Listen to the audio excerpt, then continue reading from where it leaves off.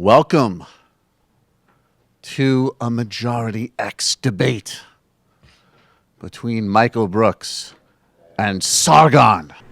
Well, I might as well add my 2 cents too. I've been a Sargon fan for quite some time, and so I clicked on this video thinking I'd see a good debate, but I was kind of surprised to see Sargon, well, kind of get shut down entirely. So I think we should go a play-by-play and see exactly what happened to cause this catastrophe. I went after this meme that I see a lot on social media of this quote-unquote regressive left. And you had a response to that, to my video, where you attempted to take it down. Okay, so it looks like Brooks and Sargon are going to have a debate over the regressive left. It's a term for radical progressive activists. We've all seen these people. I call them social justice warriors. A lot of people do. This is the new term, regressive, the regressive left. I guess because they can't have progressive. Who knows? But anyway, this is the terms of the debate.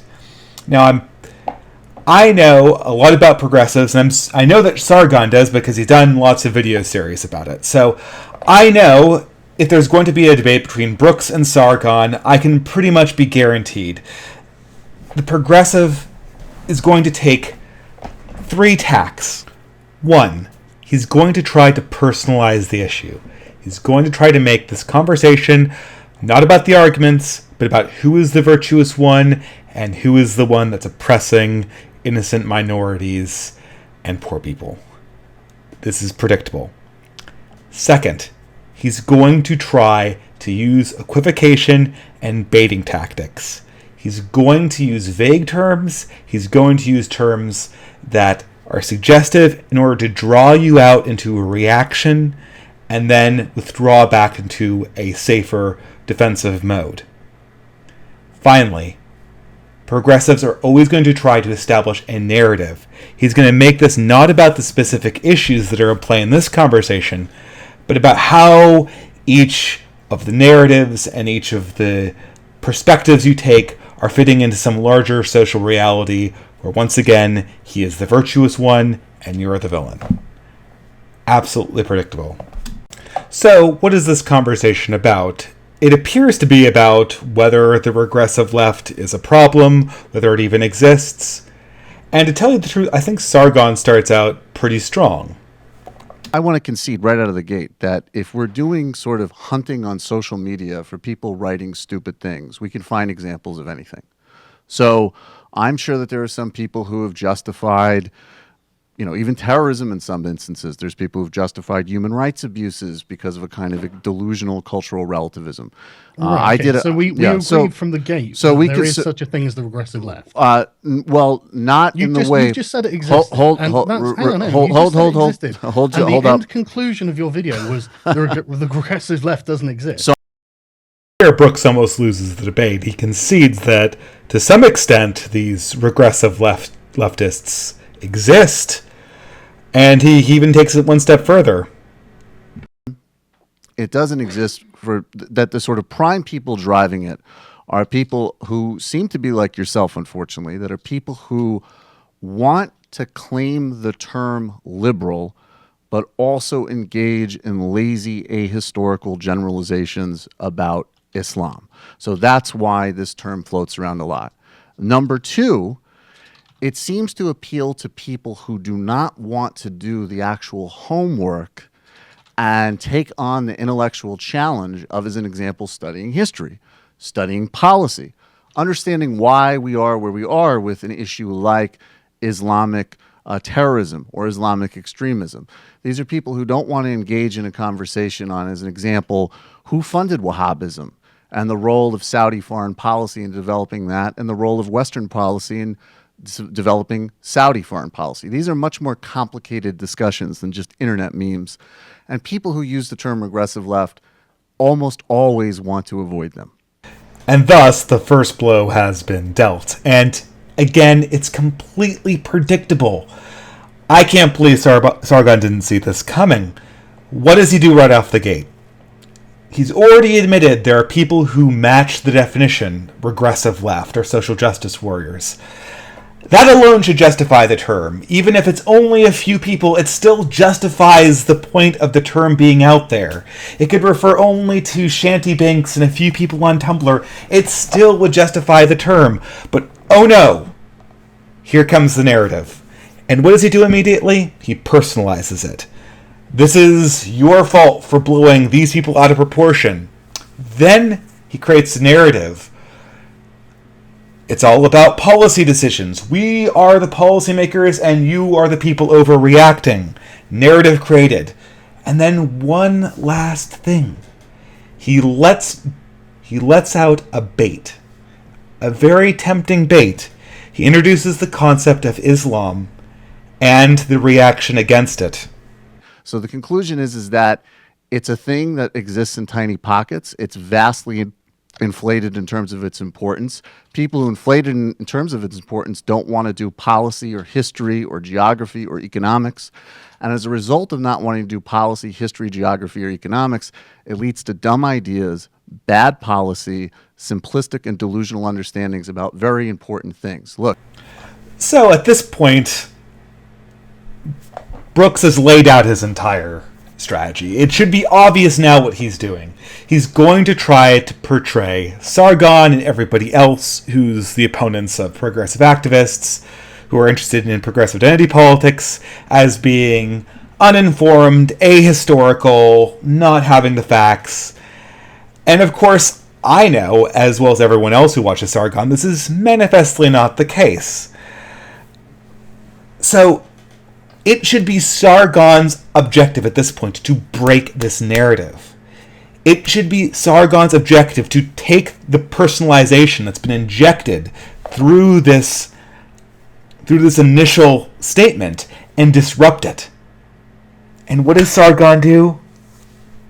He loses the debate in his opening sentence.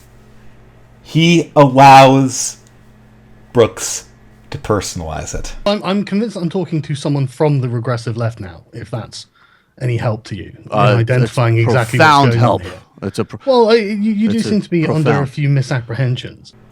And in one sentence, Sargon has now officially lost the debate. I could end the video here. I think it's still interesting to go on. But from this point on, Brooks is completely justified in making personal attacks and making this about a virtue contest between him and Sargon. And if Sargon doesn't have a good comeback, a good personal attack on Brooks, he can no longer actually go back to the arguments in the abstract, because he's essentially laid out what amounts to an ad hominem. Admittedly, it was no different than the ad hominems that Brooks laid out in the initial part of his argument. But Sargon's goal would be to get away from the ad hominem and towards the arguments. And now he's justified Brooks' perspective. At this point, Brooks controls the conversation. Go ahead. So how big is big enough for you to regard someone as important? That's the first question that comes up. That's a good question, Sargon. Unfortunately, in your first statement, you've already conceded that this isn't about the regressive left. This is about the personal virtues of the two people debating. So he's perfectly justified now in bringing that conversation right back up. That people are trying to talk about, that the regressive left is getting in the way of. But how big would these people need to be? I mean, what makes me a member of the regressive left? Okay, I don't think anything's funnier than watching Brooks just nod his head like he's going to entertain answering Sargon's question. He knows full well he doesn't need to. Sargon laid out an ad hominem. As far as he's concerned, that's what the conversation is about. So none of these points Sargon making will ever be addressed. No, you just threw it out, so I want to know why. My question. No, you answer mine first, because you put a direct accusation at me. No, I asked my question You put a direct accusation at me. I don't care. I asked my question first. How big? I care. I don't care that you care. I don't care that you don't care that I care. What makes me a part of the regressive left? Go ahead. Justify Literally your opening monologue. Right, so explain that. And you said you don't understand why. So let's actually get into that, shall we? Yeah, tell me why I'm in the regressive left. Go for it. You have made the assertion that the people in the regressive left, who you agree are the regressive left, are not big enough to be important. How big is big enough to be important to you? What makes me part of the regressive left was the question. Now, at this point, Sargon should be fully aware of what kind of debate he is in. He is not going to get an honest back and forth on any questions that he asks the host. So at this point, his only option is essentially to go down and look for weaknesses in the narrative that Brooks spins. Now, this can be accomplished. It's not impossible. But the idea that he'll be able, from this point, to actually go into some kind of Socratic mode should be utterly discounted at this point. He should know that he does not have a cooperative host. But this is never really acknowledged. But finally, Brooks relents, so we get some answering of the question. No, the question is, how big do you think these people have to be? I mean, do they have to be in charge of a major news outlet? I think that you can. This is a semantic game. I think if you want to say, okay, so as an example, you guys wheel out Glenn Greenwald as an example of the quote unquote regressive left, of which I don't. Which is exactly, look, and I actually don't agree with everything that Glenn says about foreign policy. But mainly, sorry? I wouldn't expect you to. But mainly, the reason seems to be, and again, explain what makes him regressive left. If you don't want to explain what makes me regressive left, you're going to have to answer that question. And at this point, Sargon's really hurting. Now, in the ideal world, I see where Sargon is going. He's trying to establish that a certain number of people who have common radical progressive opinions are fairly prominent in the world of journalism. But he doesn't have that power. He's introduced an ad hominem, essentially, and of course the Brooks is doing so as well, but now he's put in a position where he has to define his terms. At this point, he should give a concise definition of the regressive left and move on.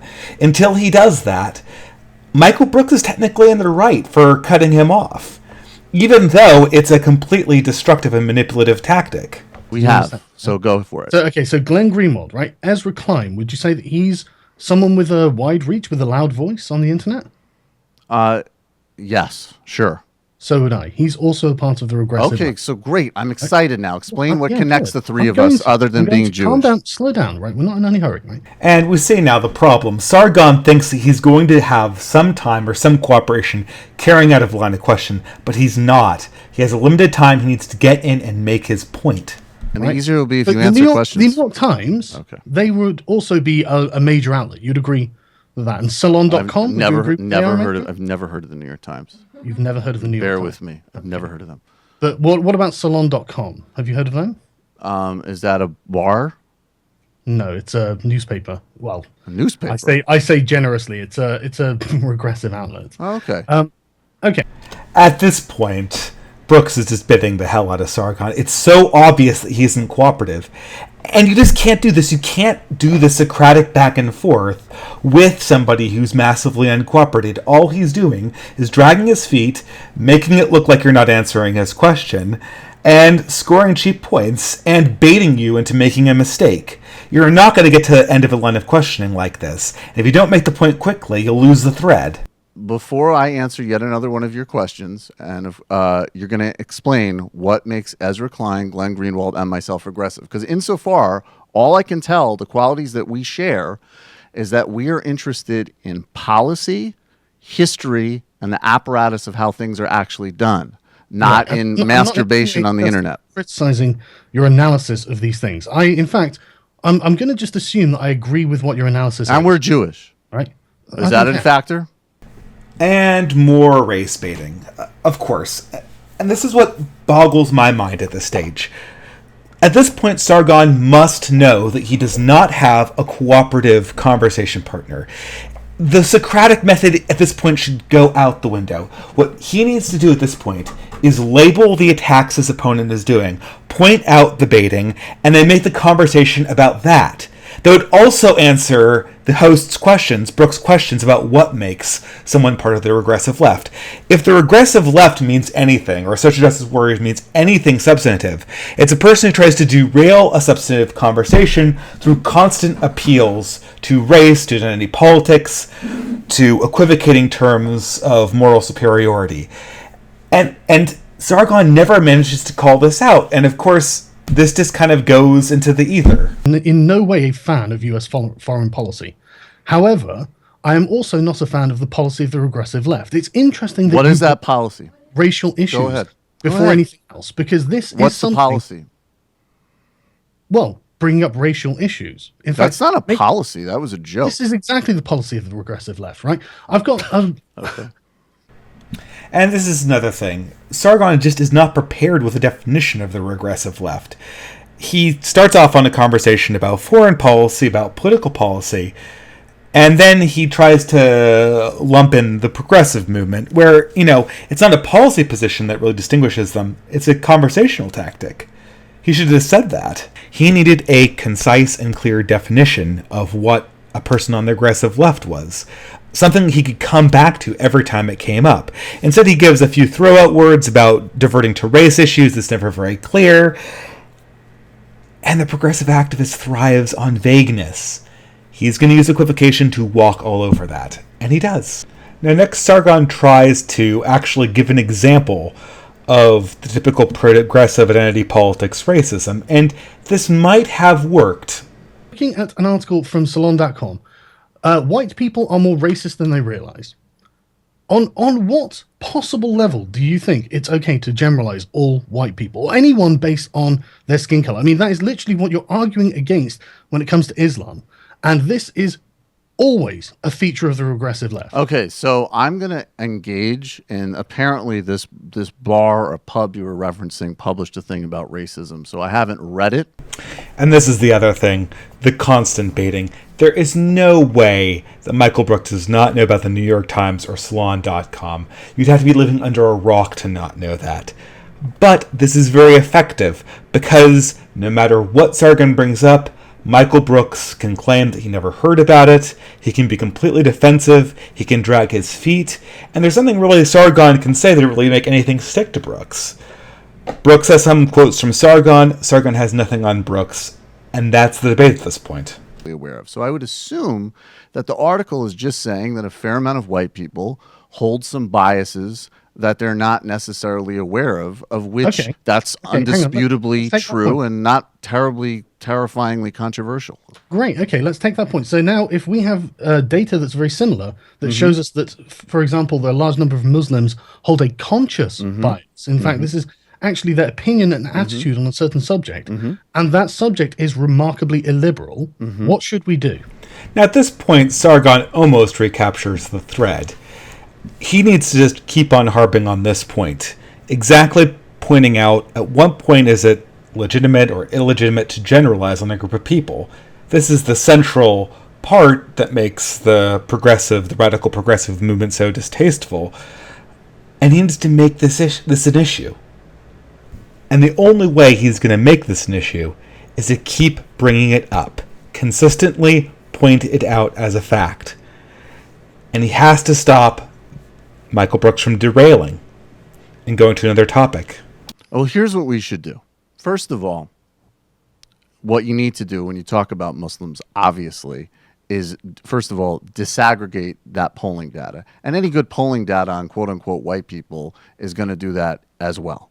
So we know as let me finish.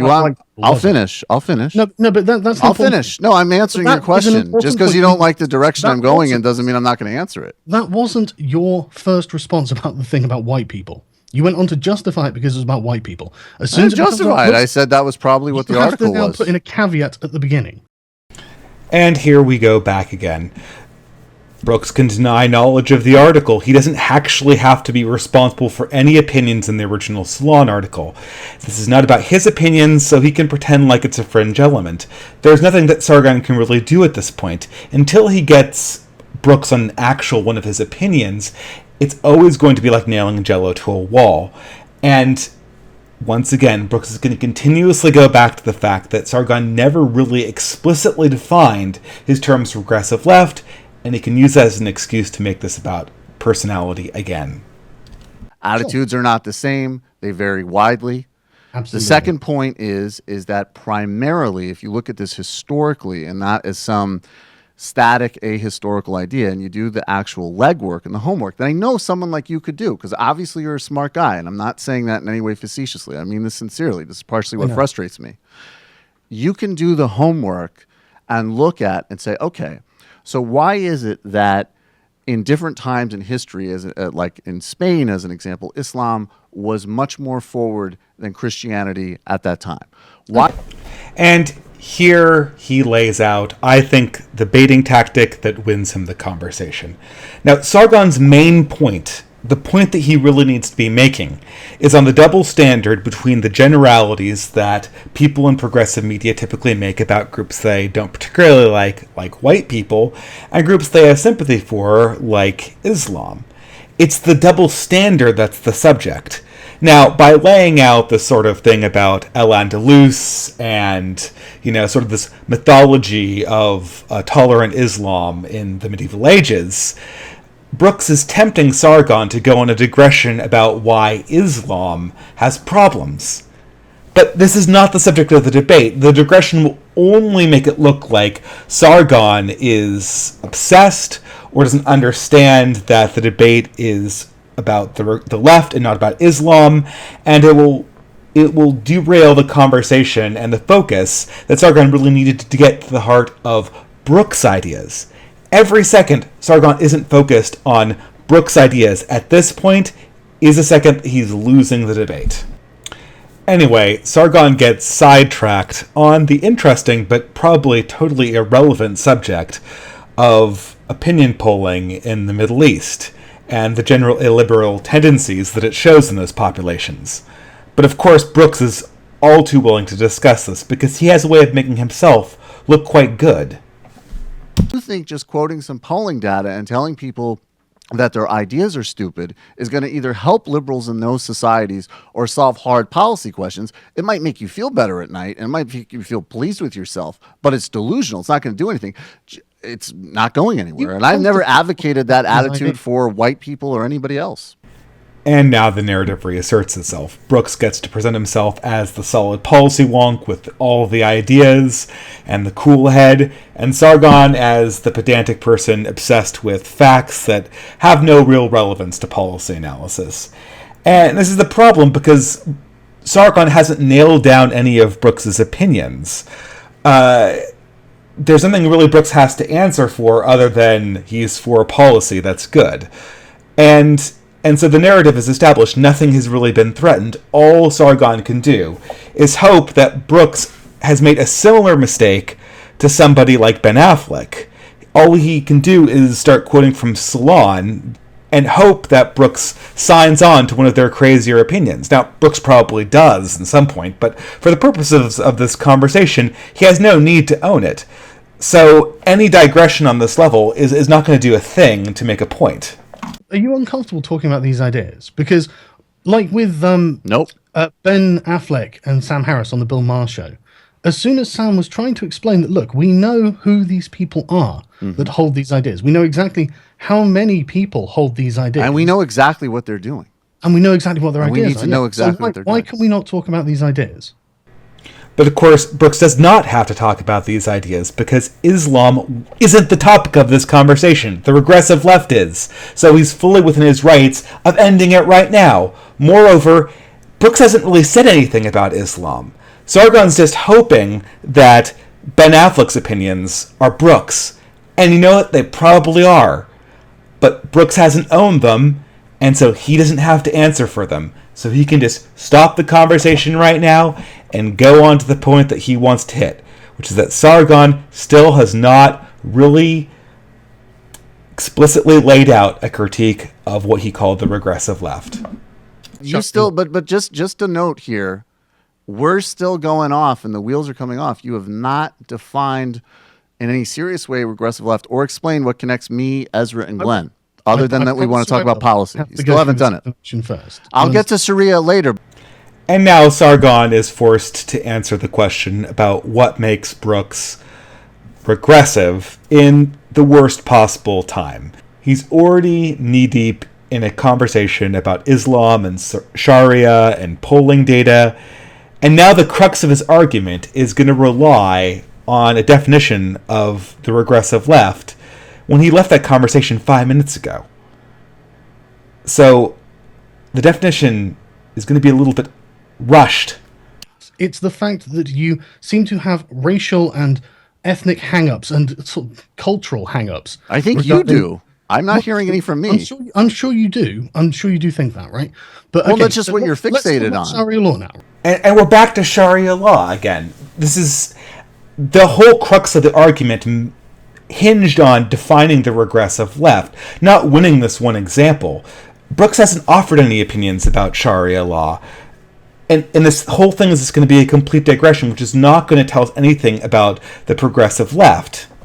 Right. Okay. I've explained why I think you're part of the regressive left. Because no, you haven't. No, you haven't. You're asserting you have. One of the reasons what hang-ups? Call you the regressive. What hang-ups? Tell me what hang-ups. You will not allow the conversation to go any further forward. Because I won't let it go in your direction, which was the point of my video. You're doing that right now. Okay. And at this point, Sargon completely takes the debate. And we're on to a 20 or 30 minute discussion about Sharia law and homosexuality in Islam, punctured every 5 minutes with the assertion of Brooks that Sargon has not answered the question of the regressive left. And you know what? He's right. The conversation was supposed to be about the regressive left. Now, I see what Sargon is doing. He's trying to draw this out into an extended conversation to give an example of a subject that progressives oftentimes misrepresent on the facts. But he can't do that. The host is not going to be cooperative enough to let the thread of the conversation play out to its logical conclusion. So he's never actually going to get an opportunity to go, here, this is where your mistake is being made. That's why you're on the regressive left. The conversation is never going to get that far. And so all he has is him trying to push a Socratic dialogue forward while the host rightfully peppers him about his previous assertions about the regressive left. I think Sargon is just used to having control over the debate or being in conversation with people who are more willing to go into a question and answer session in good faith. But in these scenarios, in these sort of television scenarios, the point has to be fast. And you took the bait, man. You took the bait.